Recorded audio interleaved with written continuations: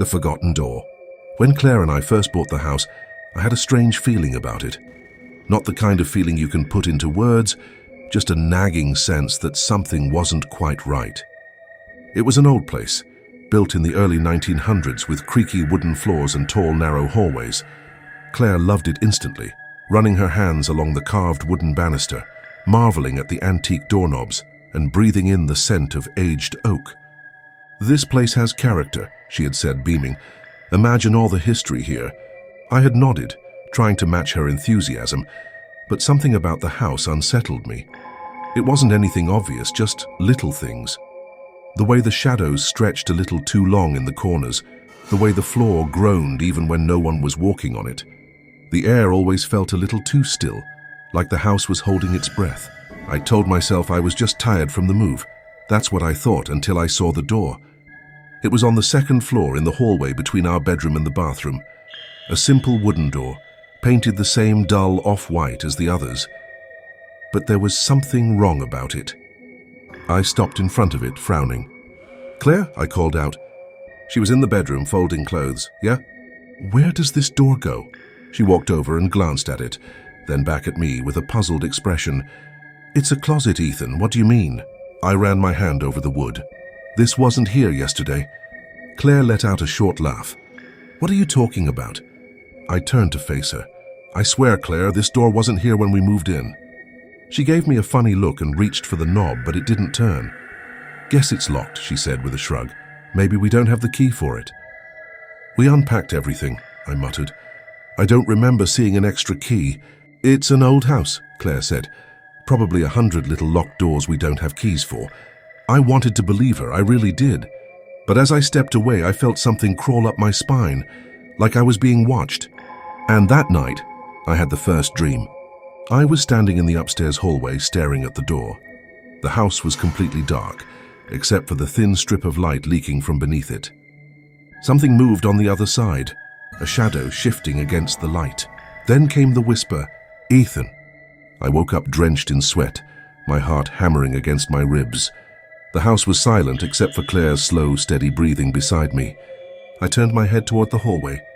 The door was still there, closed, locked. But now there was something new, a dark stain seeping out from beneath it. By morning, the stain was gone. I knelt beside the door, running my fingers along the floorboards, but there was nothing. No moisture, no discoloration, just smooth, aged wood. I told myself I had imagined it, that it was just the remnants of a half-formed nightmare. Claire left for work early, and I spent the day unpacking, setting up my home office. I worked remotely, which meant I had the house to myself for long stretches of time. Too much time. By noon, I found myself in the hallway again, standing in front of the door. I knocked. The sound echoed strangely, like knocking on something hollow. I pressed my ear against the wood. Silence, I exhaled, ready to turn away. Scritch, scritch, scritch. A slow, deliberate scratching sound from the other side. I stumbled back, my pulse spiking. "Hello?" I called out, my voice unsteady. Silence. I grabbed the doorknob and twisted it furiously, but it wouldn't budge. By the time Claire got home, I had convinced myself it was mice. The house was old after all, probably just some rodents in the walls. But that didn't explain why, when I pressed my palm flat against the door, it felt ice cold. That evening, I brought up the door to our neighbor, Mr. Holloway. He was an old man, probably in his late 70s, who had lived on this street for decades. I found him on his front porch, smoking a pipe as the sun dipped below the rooftops. "Ah, the new homeowner," he said with a grin. "How's the old place treating you?" "It's interesting," I said. "Actually, I wanted to ask about something. There's a locked door upstairs. My wife swears it's always been there, but I don't remember seeing it when we moved in." The grin faded from his face. "Which door?" "The one in the upstairs hallway, between the bedroom and the bathroom." Mr. Holloway's grip on his pipe tightened. "There ain't no door there, son." I blinked. "No, I swear there is." He stared at me for a long moment. Then he shook his head. "If you're seeing it again, then—" He trailed off, his eyes dark. "Then what?" I pressed. His jaw tensed. "Some doors are better left unopened." A chill crept up my spine. "What's behind it?" Mr. Holloway took a long drag from his pipe, exhaling slowly. Nothing that belongs in this world. That night, the scratching came again, louder. I sat up in bed, every muscle in my body tense. Claire was fast asleep beside me, her breathing slow and steady. I turned my head toward the hallway. The door was open. Not wide open, just a crack, a sliver of pure blackness beyond. My throat went dry. I knew it had been locked. Slowly I got out of bed, my feet pressing against the cold floorboards. I reached for my phone, turned on the flashlight and stepped forward. The door creaked as I nudged it open. Beyond the threshold was nothing but darkness, not the kind you find in an unlit room. This was deeper, a vast, empty blackness that swallowed the light from my phone. A gust of cold air rushed out, sending a shiver down my spine. And then I saw it. Something standing in the darkness. Not a person, not an animal, something else. Its shape was indistinct, shifting, writhing. It had no face, no eyes, but I could feel it looking at me. The whispers grew louder. "Come closer, Ethan." I slammed the door shut, locked it, stepped back, shaking. From the other side, the scratching started again. And this time it didn't stop. The next few days felt like they were stretched out of time, sluggish, heavy, like I was walking through a fog. I couldn't focus. Work became a blur. Every time I sat down to type, my eyes would dart toward the hallway. The door. I was hyper-aware of it, like it had a magnetic pull, and no matter how hard I tried to ignore it, I couldn't. The scratching never stopped. At night, it was a soft, persistent noise that seemed to come from all around me. It would start just after midnight, quiet at first, almost like it was part of the house settling. Then it would grow louder, sharper, like something or someone was scraping its nails along the inside of the walls, pushing against the wood. I thought I might be going crazy. Maybe it was just the house, the age of it, the way the wind whistled through the cracks. But deep down, I knew it wasn't just that. It was something else, something waiting. I told Claire about the scratching one evening, as we were sitting on the couch. She was curled up with a book, a glass of wine in hand, her usual relaxed self. I couldn't tell her about the door again. I was afraid she would think I was losing my mind. She glanced at me, an eyebrow raised. "What do you mean, scratching?" I exhaled, running a hand through my hair. "I don't know, Claire. It's like something's moving in the walls. Scratching. Maybe it's mice? I'm not sure." She smiled reassuringly, but there was a hint of concern in her eyes. "You're just stressed, Ethan. You're working too much. You need a break." "Maybe," I said, but the words didn't feel right. They were hollow. "I guess." She reached over and placed a hand on my arm, a soft touch that was supposed to comfort me. "Hey, it's just an old house. Things creak, they settle. You'll get used to it." But I wasn't sure. Something about the way the house felt at night, how the air would turn colder, how the shadows stretched unnaturally, made me feel like something was alive in the walls, watching, waiting. I didn't sleep that night. The whispers started the following evening. I woke up around 2 a.m., my body stiff with the feeling that I'd been sleeping too long. I rubbed my eyes and glanced over at Claire. She was asleep, her breathing steady and calm, but I didn't feel at ease. Something was wrong. I lay still, listening to the quiet. The house was too quiet, the kind of silence that presses in on you from all sides. Then I heard it. "Ethan." The voice was soft, barely a whisper, but I knew it was real. It came from the hallway, from beyond the door. I sat up, heart pounding. I knew what I had to do. I had to check. I slipped out of bed, careful not to wake Claire, and padded softly across the floor. The hallway stretched before me in the dark, the faint light from the window casting long shadows across the walls. I reached the door. It was ajar. I hadn't opened it. I froze, my breath caught in my throat. The door had been locked just the day before. It hadn't moved, and yet now it was open. I couldn't move at first. My mind raced, my heart thundering in my chest. The door was inviting me in, like it was waiting for me. I took a hesitant step forward, then another. The temperature dropped as I passed the threshold, a coldness that cut through me like ice. "Ethan." This time the voice was louder. I stumbled back, the door slamming shut on its own. The sound of it echoed down the hallway, reverberating in the silence of the house. I couldn't breathe. For the first time since we moved in, I felt the full weight of the house pressing down on me, suffocating me. There was something behind that door, something I couldn't explain. I turned around and hurried back to the bedroom, but I couldn't shake the feeling that I wasn't alone, that someone was watching me. I closed my eyes trying to block it out, but I couldn't escape the whisper. "Open the door, Ethan." The next morning I had an overwhelming urge to check the door again. I didn't tell Claire, of course. I didn't want to sound insane. But as soon as she left for work, I found myself standing in the hallway again, staring at the door. It was closed, but it shouldn't have been. I knew it had been open. I reached out and grabbed the knob, turning it slowly. The door swung open without resistance. I stepped inside. This time it wasn't dark. There was a faint flickering light coming from somewhere deep within the room, somewhere far beyond what I could see.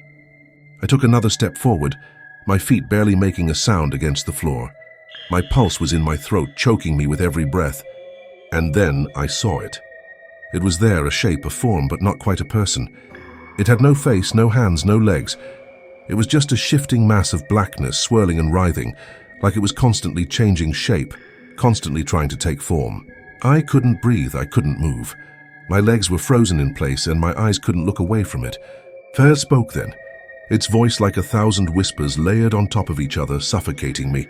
"You should have stayed away, Ethan." I stumbled backward, crashing into the doorframe as I tried to escape. The presence was still there, looming, but I couldn't look at it anymore. I slammed the door shut and locked it. The room felt suddenly lighter, the air easier to breathe, but I knew deep down that it wasn't over. It was just beginning. The house had become a prison. I tried to focus on the mundane things, work, eating, talking to Claire, but my mind was elsewhere. Every time I looked at the door, I could feel it watching me. The thing on the other side. The whispers were getting louder, more insistent. There was no escaping it. I had to know what was behind that door. I had to understand what was happening to me. I couldn't live like this, trapped in a house with no answers, no sense of control. The door was calling to me. Every night it grew stronger. The whispers, the scratching. It was almost as if the house itself was alive, feeding on my fear, growing more powerful with every second I spent trying to ignore it. And Claire, she was slipping away too. She didn't seem to understand what I was going through. I'd told her everything, but she brushed it off like it was just stress or a bad dream. She didn't believe me. I couldn't blame her. Who would believe a story like this? But I couldn't stop now. The door had opened once and I couldn't unsee what was inside. It was 3 a.m. again. The house was silent except for the soft ticking of the clock on the wall. Claire was asleep beside me, her breath slow and steady. But I couldn't sleep. I couldn't escape the thoughts swirling in my head. I couldn't stay in this room, not anymore. I got out of bed, my body moving on its own as if it were being guided by some unseen force. The hallway was dark, but the door stood there, its presence suffocating. I reached for the handle again. This time I wasn't afraid. I opened the door. The room was the same as it had been before. Dark, cold and alive with a presence that seemed to throb with a pulse of its own. But this time there was something different, something new. The walls were moving. It was subtle at first, just a slight ripple like the skin of a snake. But as I stepped further inside, the movement became more pronounced. The walls were breathing, living. I could hear them, like the sound of thousands of whispers, all overlapping, all speaking at once. The thing in the corner was still there, but now it was bigger, more solid. It was no longer a shadow, a shape. It had form. It had teeth. I tried to step back, but the door slammed shut behind me. The thing in the corner turned toward me. "You've come back, Ethan." The voice echoed in my mind, 1,000 whispers all layered on top of each other. It was no longer a whisper. It was a scream. I felt the cold wash over me, freezing me to the spot. I couldn't move. I couldn't breathe. It spoke again, and this time I understood. "You belong here now." I don't know how long I was in the room. It felt like hours. But when I finally managed to stumble out, the air outside the door felt wrong. The house was still, suffocatingly still. I found myself back in the bedroom, but Claire was no longer there. I searched the house in a panic, my chest tightening with every step. She wasn't here, she wasn't anywhere. Had she left me? No, that didn't make sense. She had been here earlier, she couldn't have just vanished. But then I saw it. The mirror in the hallway was cracked. Not just a little crack, but deep, jagged lines splitting the glass. I approached it cautiously, my heart pounding in my chest. And then I saw her reflection. Claire, but not Claire. Her face was twisted, distorted. Her eyes were wide, unblinking, filled with a blank, lifeless stare. Her mouth moved, but no sound came out. I reached for the mirror, but it felt like the glass was pulling me in, dragging me toward it. "Ethan," she whispered, though her lips never moved. "You're already here. You'll never leave." I staggered back, gasping for air. It wasn't Claire. It was something else, something that had taken her place. I don't know what happened after that. The next thing I remember is waking up in the middle of the night, drenched in sweat, my heart pounding. The house was silent again. Too silent. I couldn't ignore it any longer. I walked back to the door, my body moving without my consent. The door was still there, waiting. I opened it. This time, the room was completely different. There were no shadows, no shapes, no whispers.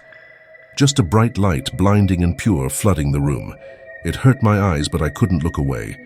And in the center of the room on the floor was a book. The book was old, its pages yellowed with age.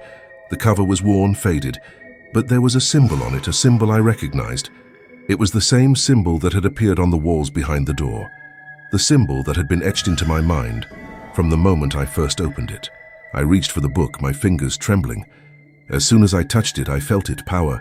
A cold, overwhelming power seeping through my skin into my bones. "You wanted to know," the voice said. But now it was calm, soothing, almost friendly. "Now you know." I opened the book. Inside, the pages were filled with strange symbols, incomprehensible words. But as I read them, they started to make sense. The words were alive, changing before my eyes. The more I read, the more I understood. I saw it all, the truth. The house wasn't haunted. It was a gateway. A doorway between worlds, between realms. And the things I had seen, the creatures, the voices, they weren't just figments of my imagination. They were real. They had always been here. And now they were inside me. I slammed the book shut, my heart racing, my mind spinning. But it was too late. The knowledge had already taken root. The door had opened, and there was no going back. Claire found me the next morning, lying on the floor of the living room, staring at the ceiling. She was crying, but I couldn't feel anything anymore. I had opened the door, and now the door would never close. I woke up to silence. At first, I thought it was just the calm after the storm, but as my eyes adjusted to the dim light filtering through the curtains, I realized Claire was gone. I scrambled out of bed, heart pounding in my chest. I called her name over and over as I rushed through the house, my mind a blur of fear and confusion. The silence pressed down on me like a physical weight. She had been here. I had heard her crying last night. But now, nothing. I tore through every room, every closet. The kitchen, the living room, even the attic. There was no trace of her. She had simply disappeared. I couldn't breathe. I stumbled back toward the door. The door. The damned door. The thing behind it. The creatures, the symbols, the power I had unleashed. I was so close to understanding it all, but now, standing in the middle of the house without Claire, I felt a deep, gnawing emptiness in my chest. Something had taken her. I couldn't stop myself. I had to know. I opened the door. The room behind it was no longer what it had been before. Gone were the twisted shadows and the oppressive living walls. Instead, the space had transformed. The air was thick with a nauseating sweetness, like rotting flowers. The walls pulsed softly, almost gently, like a heart beating beneath the surface. And in the center of the room, there she was, Claire. But not Claire. Her body was lying on the ground, her eyes wide open, unblinking and staring straight at me. She looked perfect, like she was just sleeping. But there was something wrong. Her skin was pale, almost translucent, and her mouth was twisted into an unnatural frozen smile. I wanted to scream, but no sound came out. The room seemed to hum, the air thickening with each passing second. I stepped forward, drawn to her, but as I did, the space around me seemed to shift. The walls moved, and the ground beneath my feet trembled. I knew it then. The truth. The thing behind the door, whatever it was, had taken Claire just like it had taken me. "You can't leave now," the voice whispered in my head. "You belong here, Ethan. You always have." I tried to reach for her, But as I touched her cold, stiff hand, her body jerked violently.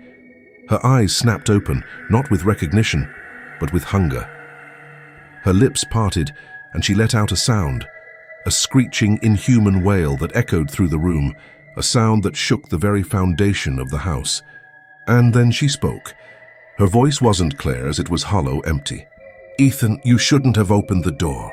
I stepped back, terrified, my heart racing, but something was pulling me forward. I couldn't resist it. It was like the house itself was dragging me in, wrapping its unseen fingers around my chest, squeezing, suffocating me. The walls seemed to move with every breath I took, and the room felt smaller, tighter. I could feel the presence now in the air, thick and heavy. It was all around me, them, the things that had been hiding behind the door, behind the walls, waiting. I could hear their voices, whispers in a language that I couldn't understand. Their shapes were blurred, shifting in the shadows, reaching for me. "You belong with us now, Ethan." The voice came again, but it wasn't Claire's this time. It was something else, something older, something that had been waiting for me. "You opened the door, and now you are one of us." The room began to distort, bending around me. The walls stretched outward, becoming endless, and the floor warped, turning to liquid.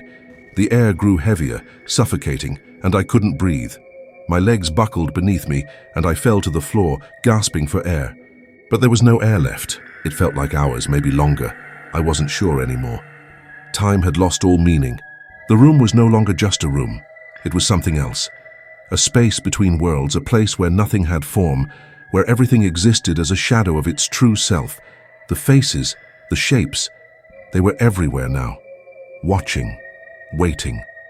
"You shouldn't have come back," the voice said again, and this time it was more than just words. It was a command. You opened the door. Now you are part of us, forever. I felt it then, the truth. The house, the door, the thing behind it. They weren't just remnants of some forgotten evil. They were a prison for those who dared to seek knowledge, a prison for those who would try to defy the rules of this world. I had made the mistake of opening the door. I had made the mistake of seeking answers. And now there was no escape. When I woke up, I was back in my bed. At least I thought I was. It felt like I was awake, but everything around me felt wrong. The air smelled different. The house felt different. I got out of bed, but my legs felt weak. Everything was heavy, like I was walking through thick mud. I tried to call out, but my voice was too quiet. I turned, desperate to see if Claire was still here, but the house was empty. The door was still there, standing in the hallway, waiting. But this time I knew. I wasn't alone. I could hear the whispers, the scratching, the soft hum of something alive behind the walls. The door had opened, and now it would never close. The house was no longer just a house, it was home. Home for me. Home for Claire, home for them. I had opened the door, and now I would never leave.